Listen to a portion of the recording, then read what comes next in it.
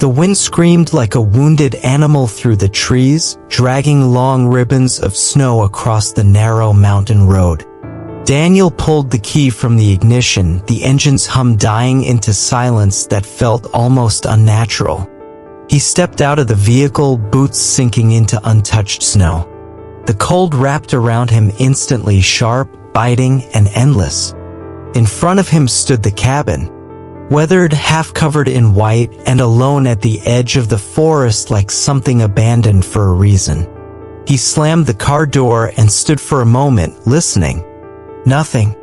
No birds, no wind through leaves, just the muffled hush of snowfall. He adjusted the strap on his duffel bag and walked toward the cabin, each step leaving a deep imprint behind. It felt like he was walking into a dream. Or a trap. The wooden porch groaned beneath him, complaining after years of silence. The key turned harder than he expected, like the door hadn't been unlocked in decades. Inside, the air was stale and frigid. Cobwebs clung to the corners and everything smelled faintly of rot and wood smoke. He set his bag down and lit the fireplace. Sparks caught slowly, and orange light began to push back the shadows. Daniel hadn't told anyone he was coming up here. He didn't want to. This wasn't a vacation, it was an escape. From the noise. From people. From the crushing weight of normal life. Out here, there was only snow, silence, and space to breathe. By the time night swallowed the forest, the cabin felt smaller. Tighter. Shadows shifted with the firelight, long fingers crawling across the floor. Daniel sat by the window with a cup of something warm, staring out at the thick, falling snow. It covered everything. Erased everything. Even him. When he finally laid down, the silence wasn't peaceful. It was too complete. No hum of electricity. No ticking clock. No traffic outside. Just nothing. Until... crunch. A soft, deliberate sound outside. Then again. Crunch. Crunch. Footsteps. Daniel froze. They were slow. Measured. Right outside the cabin.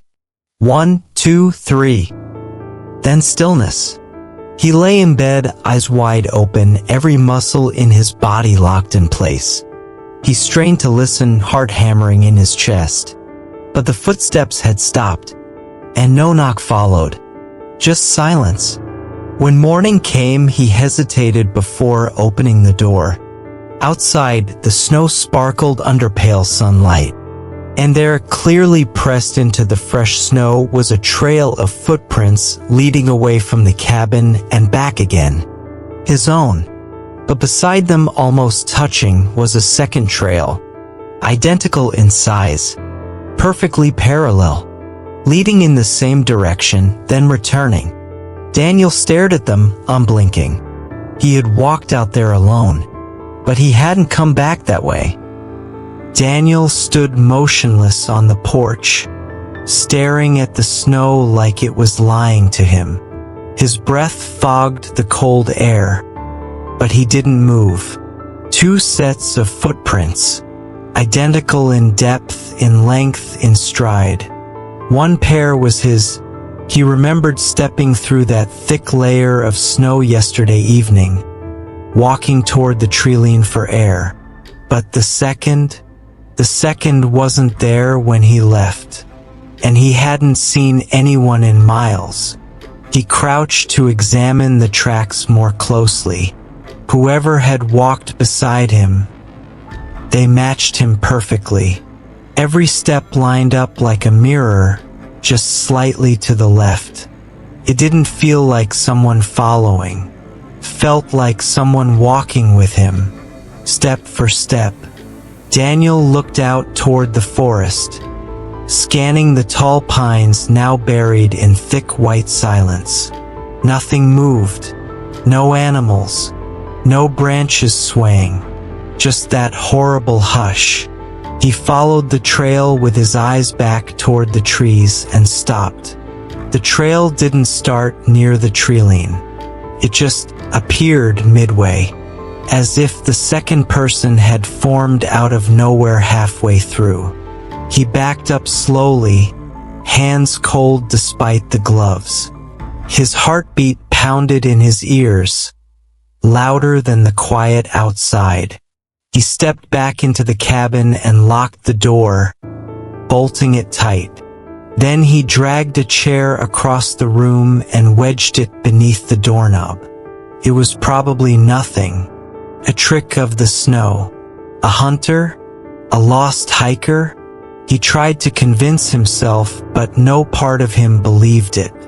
That night, he sat by the fire longer than before. Every crackle made him jump. At one point, he swore he heard breathing behind him, but when he turned, only the shadows stared back. He hadn't even unpacked most of his bag. His phone had no signal. He thought about driving back, but with the snowstorm still pushing through the mountains, the roads would be dangerous, maybe even impassable. He made tea just to feel the heat on his hands. By midnight, the fire had dimmed and the cold crept back in like a predator. Daniel laid down again, this time facing the door. He left a flashlight by the mattress, heart still unsettled. Then came the sound again. Crunch. Crunch. Footsteps. Not quick. Not stomping. Just calm. Deliberate. Coming closer. He sat up, pulse hammering. The sound stopped. He grabbed the flashlight and clicked it on, pointing it at the door. The chair was still wedged beneath the handle. Still locked. No movement. He stood slowly and tiptoed to the window beside the door, brushing away the fog on the glass with his sleeve. Outside, the snow fell softer now, and standing at the edge of the forest, barely visible beneath the trees, was a figure. Still, facing the cabin, not moving, not waving, just watching. Daniel stumbled back from the window, breath caught in his throat. The flashlight slipped from his hand and clattered onto the wooden floor. He didn't bother picking it up. His eyes stayed glued to the window even though the glass was already fogging over again. He wiped it, this time with his bare hand, as if making sure the figure hadn't disappeared like a trick of the dark. But it hadn't disappeared. The figure was still there. Still motionless. Still watching. It was too far to make out details, but it looked human. Tall. Upright. Arms at its sides. No movement. No color. Just a shape. But it didn't sway like a person should in the cold. It didn't fidget. It didn't seem to breathe. It was standing like it had all the time in the world. Daniel yanked the curtain closed, then turned and backed into the far wall, gripping the edge of the table with trembling fingers. His mind raced. Do I call for help? No signal. Do I go out there? No chance. He didn't even know if the figure was real. But it had been there, right where the second trail of footprints had begun. He checked all the windows, all the locks, the back door. He turned off the lights so nothing inside would cast a shadow. He put more logs on the fire but kept it low, not wanting too much light to escape the cabin. And then he sat, on the floor, in the dark, facing the door. Hours passed. He must have nodded off at some point because when he woke up again, the fire was out. Everything had gone cold. He reached for his flashlight and turned it on, and nearly screamed. The footprints were back. He could see them from the window, clear as day in the faint blue light of dawn. This time, they didn't stop at the porch. They came onto the porch, right up to the door, then turned around. Not away, not off the edge, just turned. One full circle, as if whoever or whatever had come had stood there, right outside, facing the door, waiting. Daniel unlocked the door slowly and stepped out, heart racing. The prints were real. Fresh. Deeper than before, like whoever made them had stood in place for a long, long time. But here was the worst part. The first time, the second footprints had come back with his. This time, they had returned alone. Daniel backed away from the porch as if the prints might lurch forward and follow him inside. He shut the door and slid the bolt back into place with shaking hands. The chair went under the handle again, but it felt useless now. Fragile, like stacking paper to hold back a flood. He sat down on the floor, palms flat against the wood, listening. Not for footsteps. Not anymore. He was listening for breath. For creaking. For anything that would tell him he wasn't alone. He didn't hear anything. And somehow that was worse.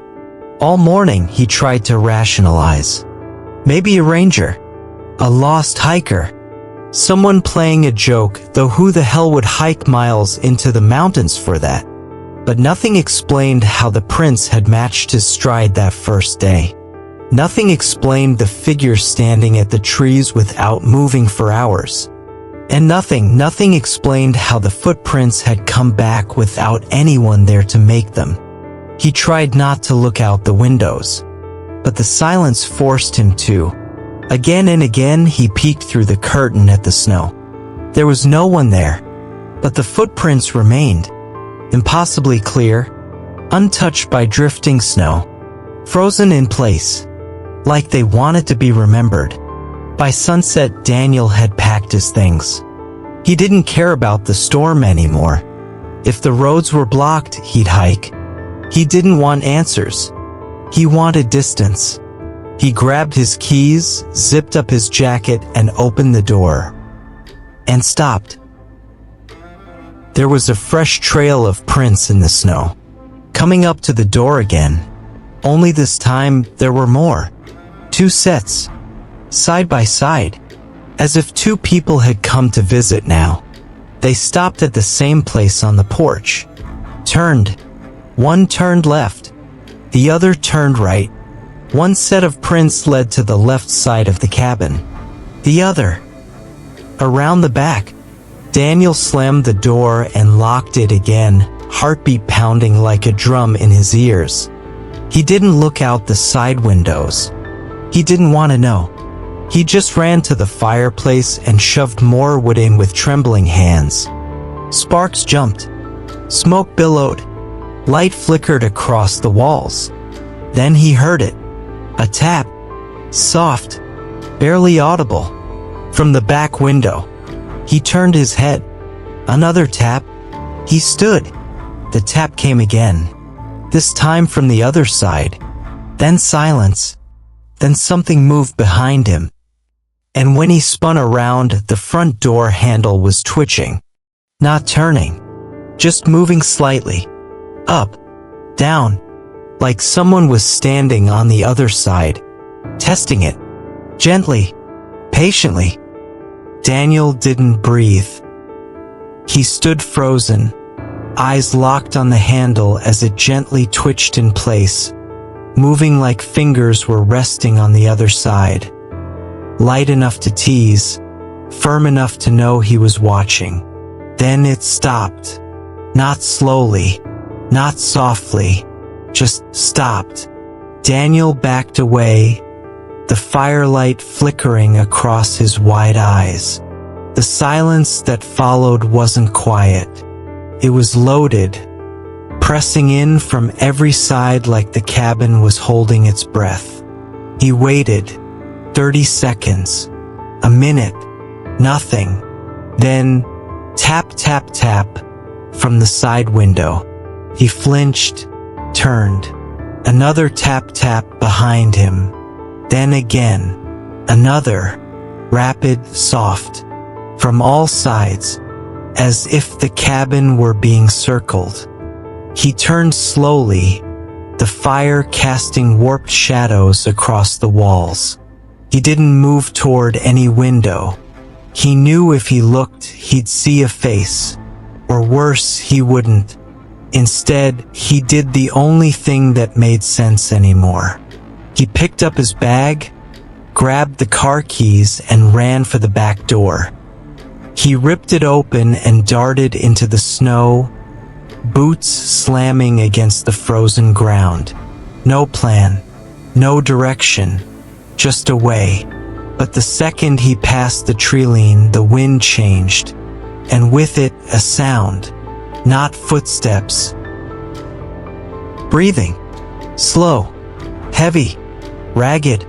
Like it had been holding in its lungs for hours. Daniel turned in a full circle, flashlight beams swinging wildly across the trees. No movement. No figure. But when he looked down, he saw them. Footprints.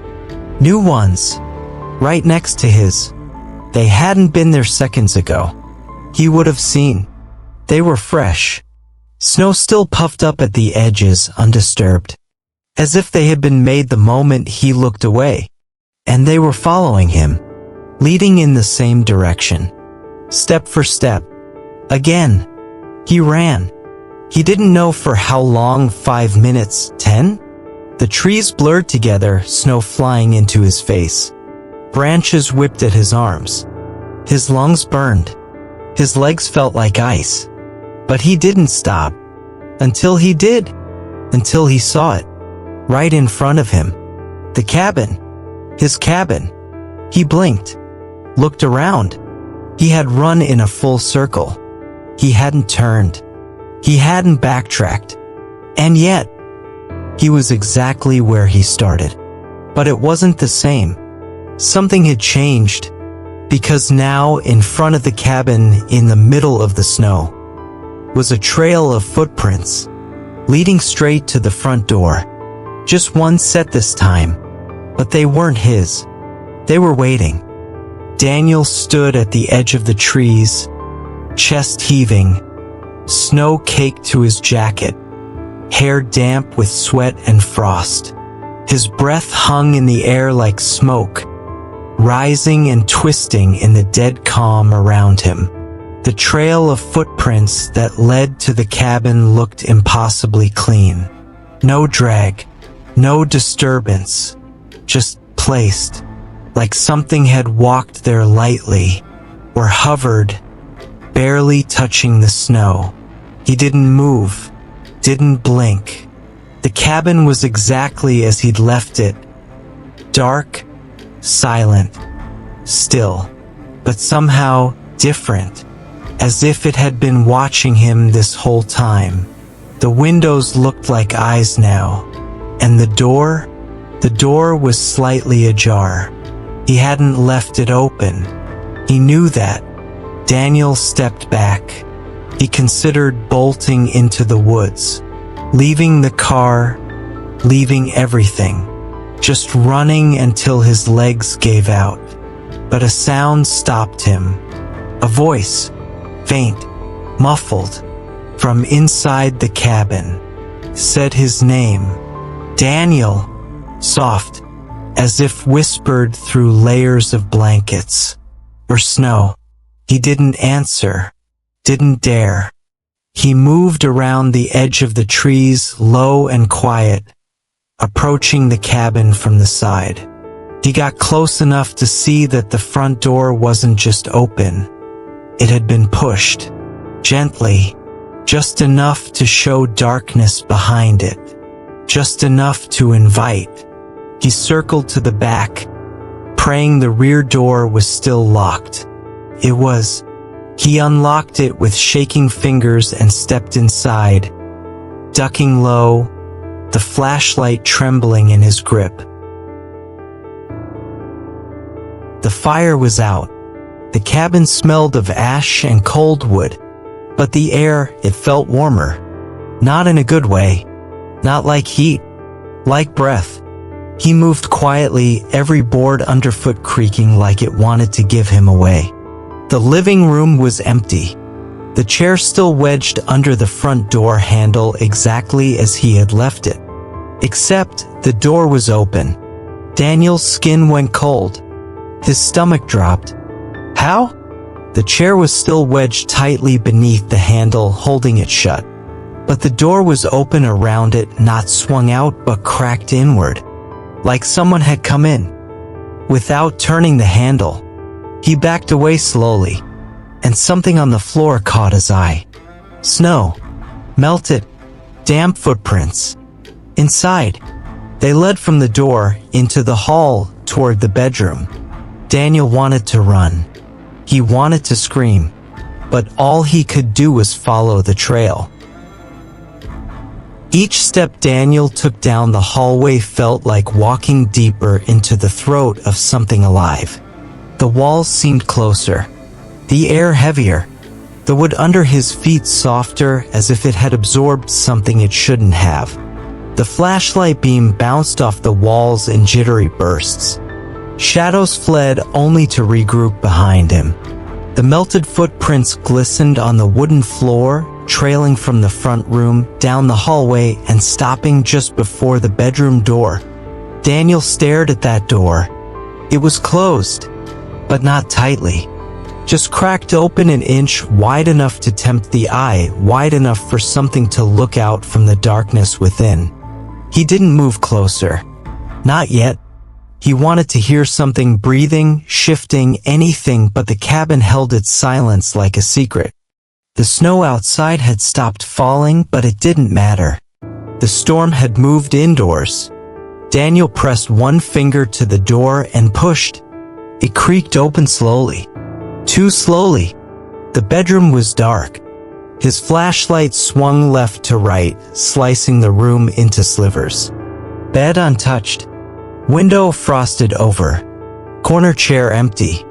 He stepped inside. The door closed behind him. Not slammed. Not fast. Just gently closed. He spun, flashlight aimed at the door, breath catching. He reached out, grabbed the knob, it turned. No resistance. He yanked it open. No one there. No footprints on the floorboards behind him. No sound in the hallway. But now the bedroom smelled different. Musty. Damp. Like wet clothes left too long in a sealed room. He turned back toward the bed. There was something beneath it. Not a shadow. Not a shape. A feeling. A pull. Daniel crouched slowly, the flashlight trembling in his grip as he lowered it toward the floor. The space beneath the bed was pitch black, like it swallowed light. The beam flickered, buzzed, and died. He hid it. Nothing.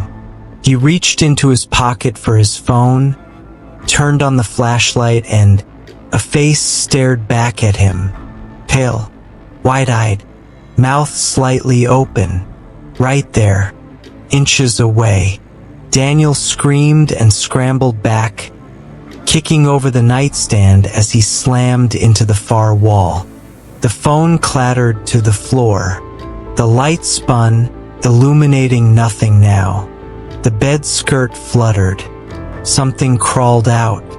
Not fast, not slow, like it knew there was no rush. Daniel bolted, feet slipping on the wet wood as he lunged through the hallway. He didn't look back. He didn't want to know how close it was. The cabin roared with silence, every creak and groan louder than thunder.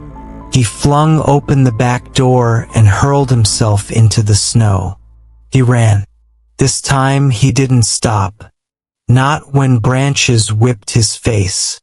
Not when he tripped and tumbled into drifts. He ran until the cabin vanished from sight, and still he could feel it. Behind him, walking, quietly, not chasing, just following, like it always had. Daniel didn't remember how long he ran. The world around him blurred into white and black, snow and trees, breath and shadow. His lungs burned with cold air, his legs shook with exhaustion, but he didn't stop. Not until he saw a break in the woods. A sign. A clearing. A road. half buried in snow, barely visible. But it was there. He stumbled toward it, collapsing to his knees beside a bent wooden marker, weather-worn and barely legible. He didn't care what it said. It meant he wasn't lost anymore. Not completely. He looked behind him. Nothing. No footsteps. No figure. No movement. The woods were empty. Or pretending to be. Daniel sat against a tree for what felt like hours. The cold crept into his clothes, into his bones, but he didn't go back. He wouldn't, even if he froze to death right there. Eventually, headlights appeared in the distance, dim through the snowfall. A truck. Old. Rusted. Moving slow. He stepped out onto the road, waving both arms, praying the driver wasn't just another shadow. The truck stopped. The window rolled down. An old man leaned out, squinting. "You lost, son?" Daniel nodded, words stuck in his throat. "Where you coming from?" Daniel pointed vaguely into the forest. "There's a cabin," he said hoarsely. "I rented it. Just for a few days." The old man frowned. "Ain't no cabin out there." "Yes," Daniel insisted. "It's old. Has a stone chimney. Wooden steps. I was just there." The old man stared at him for a long time, then nodded slowly, motioning toward the passenger seat. Daniel climbed in. They didn't talk much on the ride. Daniel tried not to look out the windows. But at one point, something strange caught his eye in the side mirror. The road behind them. It was empty. Except for one thing. Footprints. In the middle of the road. 2 sets. Side by side. Daniel turned his head sharply, no one there. Just the fading tire tracks and endless snow. He tried to tell himself it was just the wind. Just memory. Just trauma playing tricks on his eyes. But when the old man dropped him off at the ranger's station at the edge of the valley, he said something that Daniel couldn't shake. "You said you were at a cabin?" the old man asked again. Daniel nodded. "You see anyone else up there?" Daniel paused. "No. I was alone." The old man's eyes didn't move from his face. "Ha," he muttered. "That's funny." "Why?" "Because when I picked you up, it looked like someone was standing behind you in the woods." Daniel froze. "And when I looked again," the man added, "they were gone." The ranger station was warm, fluorescent lit, and smelled faintly of coffee and wet carpet. It should have felt safe. But Daniel couldn't relax. Not even when they handed him a thermal blanket and a cup of something steaming. Not even when the ranger, a tall woman with tired eyes, asked him gentle questions about where he'd been, what he'd seen.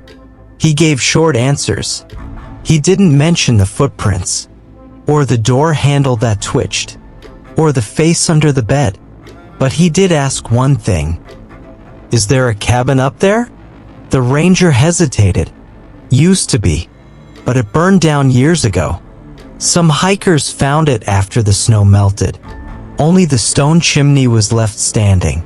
Daniel stared at her. "No," he whispered. "It's still there. I was just in it. The chimney, the porch, everything. I lit the fireplace." She looked at him a long moment, then quietly slid a folder across the table. Inside were photos, black and white, grainy, dated. The same cabin. Or what was left of it. The roof collapsed. Windows gone.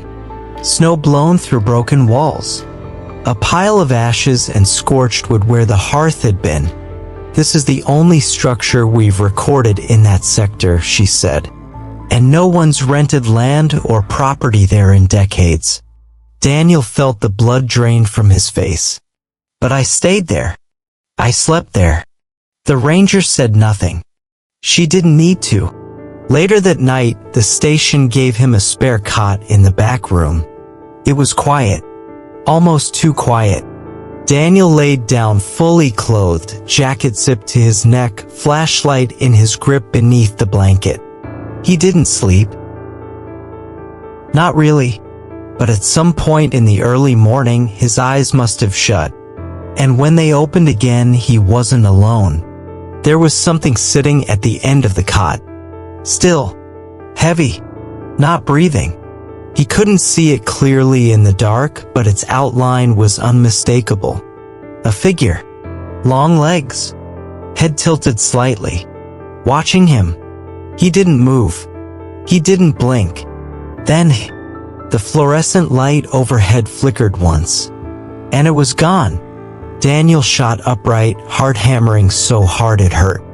The door to the room was closed. But on the floor were footprints. Wet.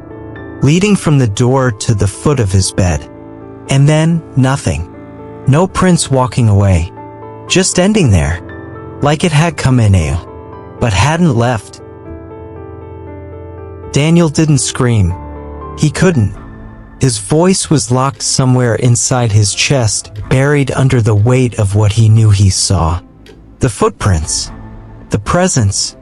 The way the mattress had dipped slightly as if something had really been sitting there.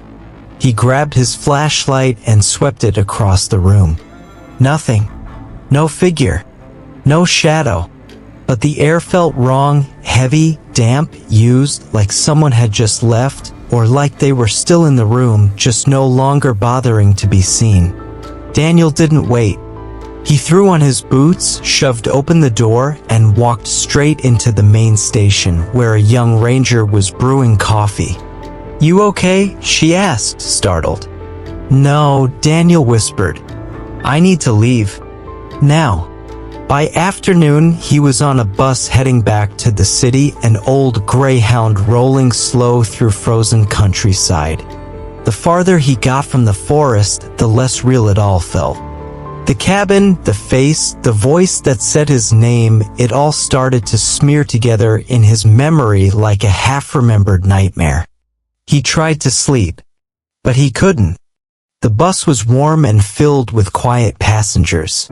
Still, he couldn't shake the feeling that someone was sitting just behind him, close enough to reach out and brush the back of his neck.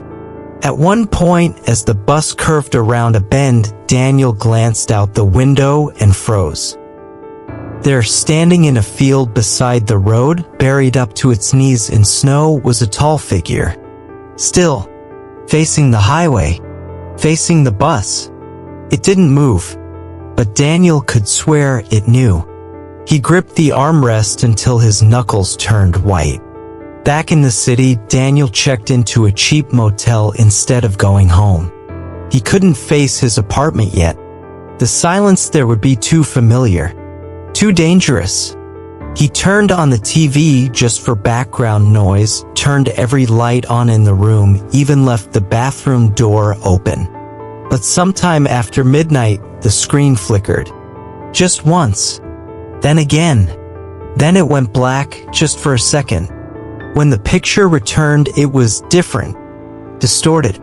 Snow on the screen. Not static. Actual snowfall. Like a live feed. Of a forest. A cabin. His cabin. And in front of the door. Footprints. New ones. Being formed in real time. One after the other.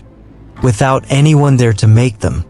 Daniel reached for the remote with trembling fingers, but before he could change the channel, the screen went black again, and a voice whispered through the speakers. "Daniel." He dropped the remote. The room behind him was silent, but not empty. Daniel didn't turn around. He couldn't. The voice had come from behind him, low, wet, familiar in a way that twisted his stomach. It hadn't echoed. It hadn't passed through the air. It had simply arrived. Like it had always been there, waiting to be noticed. He stood still in the center of the motel room, the black TV screen behind him like a dead eye. The air was colder now. Sharper. He could see his breath again. Inside. He turned slowly, expecting something. A shadow. A figure. A shape pressed against the wall. But there was nothing. The room was empty. The window was still shut, curtains drawn, door locked. But something had changed. The carpet was wet, right where he stood, and it led in prints, faint but damp, from the foot of the bed to the TV. Then back, a path, back and forth, pacing, like something had been thinking, or waiting. Daniel left the motel at dawn. He didn't sleep. He didn't speak. He just walked. He found himself back at his apartment without realizing it. His hands unlocked the door before his brain caught up. The moment he stepped inside, he knew. He hadn't been gone alone. He didn't take off his boots, didn't check the kitchen. He just went to the closet, not because he heard something, but because he felt it. The air was wrong again, dense, as if something was curled up inside it. He opened the door. Nothing. Just coats, boxes, and at the bottom, the floor. Wet, not soaked, not puddled, but damp and cold and sticky in a way that didn't belong. He didn't sleep that night either. The next day, he booked an appointment with a therapist. The woman was kind, patient. She didn't question the details, just listened as he explained everything without truly explaining anything. She thought it was trauma, guilt, maybe unresolved grief. He let her believe that. She handed him a notebook. "Write it down," she said gently. "Everything you remember. Sometimes we can trap the darkness that way. Give it a shape so it can't change anymore." He nodded. That night, Daniel sat at his kitchen table and began to write. He wrote about the snow, the cabin, the footprints, the face under the bed, the breathing outside the window, the motel screen, the voice that knew his name. He wrote until the page trembled under his hand. And then he heard it. The pen slipped from his fingers. From the hallway, from just beyond the edge of the light, came the sound of soft, careful crunch, crunch, footsteps on snow inside his apartment. Daniel stood from the table so fast the chair toppled behind him. His heart was pounding, face pale, mouth dry. The notebook lay open beside the pen, words scrawled in a shaky hand that didn't look like his anymore. Each letter slanted forward like it had tried to escape the page. Crunch. Another step. He turned slowly toward the hallway, knowing there wouldn't be snow. Knowing it didn't matter. The sound echoed anyway, louder than it should have in a narrow apartment. Louder than reality. He stepped forward. One step. Two. Then stopped. There was something on the floor ahead, leading out from the hallway. A damp trail, like melted snow tracked by invisible feet. He followed it with wide eyes, each footstep echoing louder in his chest than on the floor. The trail led to the bathroom. The door was shut. He reached for the knob, paused, touched it. Freezing. Drip. He heard water. Drip, drip. The faucet? No, not that. Drip from higher. Ceiling? He looked up, and there, above the bathroom door, spreading slow and deliberate across the white paint, was a wet footprint on the ceiling. Just one, upside down, toes pointed toward him. He stumbled back. The light flickered. His phone buzzed once, an alert from the building's main door. Motion detected. He pulled it up, fingers shaking. The black and white feed from the lobby showed nothing at first. Just the front door, the snow outside, the doormat inside. Then, footprints, one by one, appearing on the mat. No door opened. No person entered. Just the prints, slow, in sequence, heading toward the hallway, toward his apartment. Daniel dropped the phone. The lights went out. Everything went black. And in that choking darkness, A whisper inches from his ear. "Found you." The whisper sliced through the darkness like a knife. Daniel stumbled backward, hitting the kitchen counter with a dull thud. His breath came in short, panicked bursts, his ears ringing with the sound of that voice. Calm, cold, close. He didn't dare move, didn't dare speak. He just stood there, body frozen, while the dark around him shifted.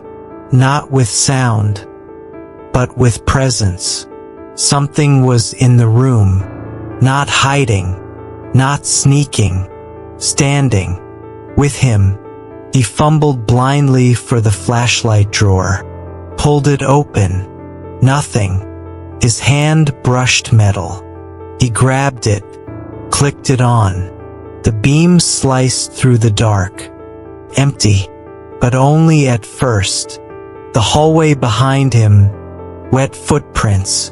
Again. But this time they weren't just wet. They were black. Not like dirt, like ink, or blood that had long since dried and darkened with age. They trailed from the bathroom across the hall, through the living room, and around where he stood. A full circle, like something had moved around him. Slowly, carefully, while he stood frozen in the dark. He ran, out the door, down the apartment stairs, into the freezing street. He didn't stop to lock his door, didn't stop to check if anyone followed, because something already had. It was inside now, claimed. His apartment didn't feel like a place anymore. It felt like a trap. He walked for hours with no direction, hands in his pockets, flashlight gone. His thoughts didn't make sense. Every face that passed him looked too long, too still. Every alley whispered. Every bus window showed reflections that weren't his own. Eventually, he ended up back at the therapist's office. She let him in without a word. He didn't speak, just sat, hands trembling, eyes glassy.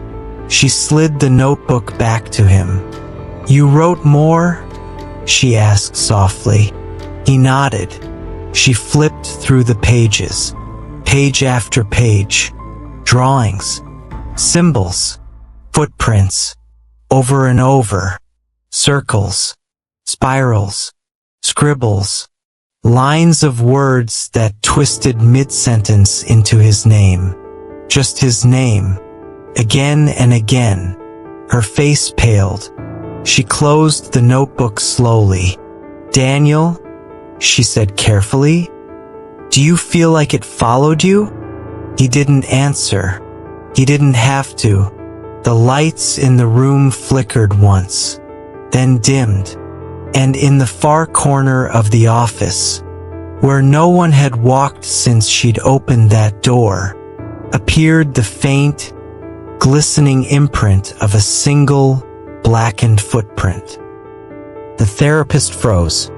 Her mouth opened slightly like she wanted to speak, but no sound came. Daniel didn't move. He was staring at the same corner, at the same single footprint. Still wet, still shining, still fresh. It hadn't been there when he walked in, and he hadn't walked into that corner. She slowly closed the notebook and set it aside. "I think," she whispered, "we need to get you some help." But Daniel shook his head, voice dry, hollow. "No one can help. It's not in my head. It's here." His eyes didn't leave the corner, because a second footprint had just appeared beside the first. No sound, no shape, just the print. Heavy, deep, like someone had stepped forward but nothing had come into view. Not yet. They both stood now. The therapist backed toward her desk. Her hand reached for the phone, but before she could touch it, the light above her flickered once, then burst. Shards of glass rained down. The room dropped into dim, humming emergency light. Red, flickering, like blood pulsing from a wound. And in that glow, the footprints moved again. Now 4. A step closer. Toward Daniel.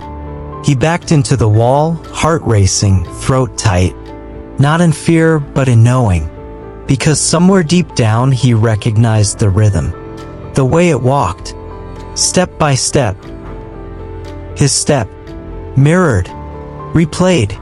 Like it had memorized him. Like it had become him. The therapist whispered his name. But he didn't answer. Because something had just whispered it too. Right next to his ear. In his own voice. Daniel. He ran again. He didn't remember the street. Or the train station. Or how long he rode with his head down and hands clenched. All he knew was distance. But distance didn't help.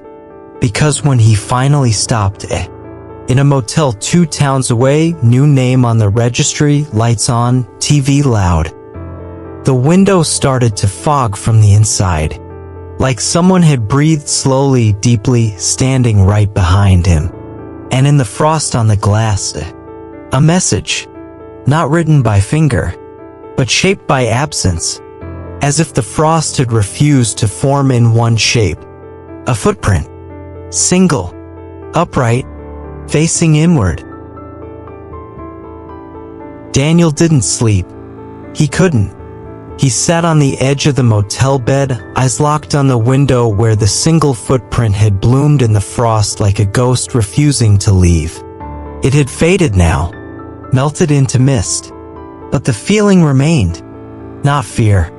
Not anymore. This was different now. It was recognition. Like whatever was following him wasn't just haunting him. It was learning him.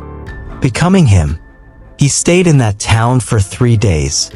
Each night, the same routine. Lights on. TV buzzing. Closet door open. Phone on camera mode. And each night, something new. Not always loud. Not always dramatic. Sometimes it was the closet light swinging softly. Sometimes it was the faucet dripping in 2 different sinks. Sometimes it was the voice on the TV whispering over the dialogue. But always something. And always footprints. On the ceiling. On the mirror. On the inside of the shower curtain. By the 4th night, Daniel snapped. He ripped open the notebook again and began to write, not to tell the story, but to beg. "What do you want?" he wrote in thick black marker. No answer. He waited. Minutes passed. Then, he looked down, and the page had changed. The words were still his. But beneath them, in jagged, ink-drenched scrawl, another sentence had formed. "I want to come all the way in." He tore the page out, burned it in the motel sink. But when he looked back at the notebook, the sentence was there again. On a new page. Same words. "I want to come all the way in." That night, he locked the door, pushed the dresser against it, slept in the bathtub with the light on. And somewhere around 3 a.m., there was a knock. Not at the door. At the bathroom mirror. From the inside. 3 soft knocks. As if a hand was resting just on the other side of the glass. And then, a whisper. His whisper. "I'm so close, Daniel." Daniel didn't move. Not even to breathe.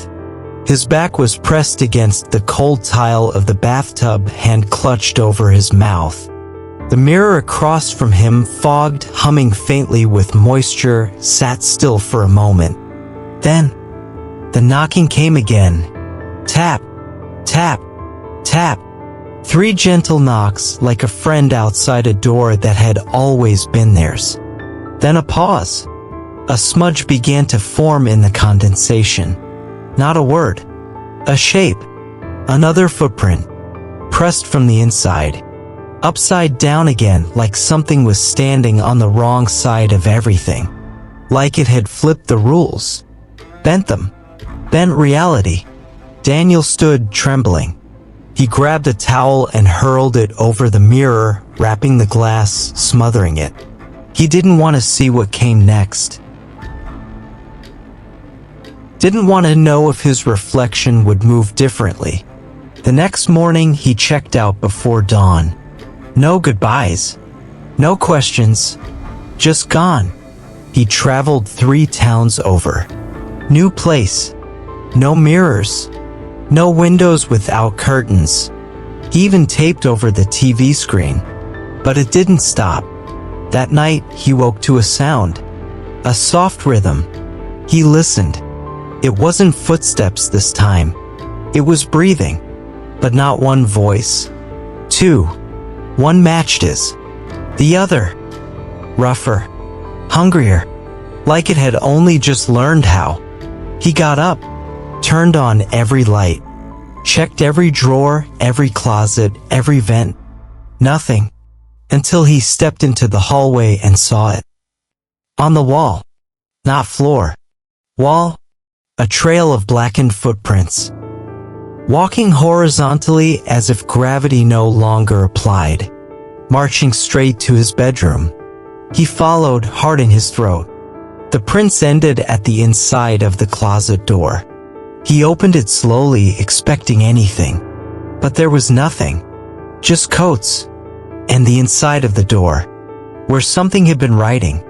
Over and over, carved into the wood with something sharp.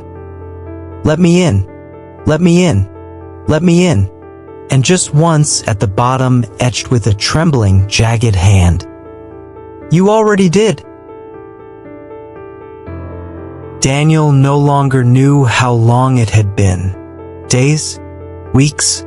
Time had become a looping whisper, repeating the same words again and again. Let me in. Let me in. Let me in. Everywhere he went, the signs followed. Footprints where they shouldn't be. Reflections that blinked when he didn't. His own voice speaking when his lips were closed. He stopped running, not because he stopped fearing it, but because he had become part of it. One night, he sat in the middle of the floor of a nameless room. Lights off, notebook open, and he spoke just once. Low, slow. I'm listening, and that was all it needed. The lights dimmed, the air thickened, and across the room the mirror pulsed once. Then the surface rippled, not shattered, not cracked. It opened, and something stepped through. But there was no scream, no blood, no terror, because what stepped out looked exactly like him. Same eyes, same breath, same broken calm, and it smiled. Daniel stared into its face, his own face. Then stood. The two of them stood together, side by side. One stepped forward, the other stepped back, and only one remained. The next day, Daniel returned to his old apartment. Same building, same hallway, same number on the door. He walked in, smiled at the old mirror, slept in his bed. And when he woke up, he went to work. He took the bus. He laughed with strangers. He lived a normal life. But something was different. Too perfect. Too smooth. Because now, there was never snow on his boots. Never dirt on his floor. Never breath on his mirror. Because the thing that had followed him had finished its hunt. In a small town, weeks later, someone else rented a cabin. Deep in the forest. One with a stone chimney. And a porch that creaked. The snow fell soft that night. The fire burned slow. And as the man unpacked his bag, he looked toward the door. And frowned. Because behind him, in the snow, was a second set of footprints. Already inside. The end.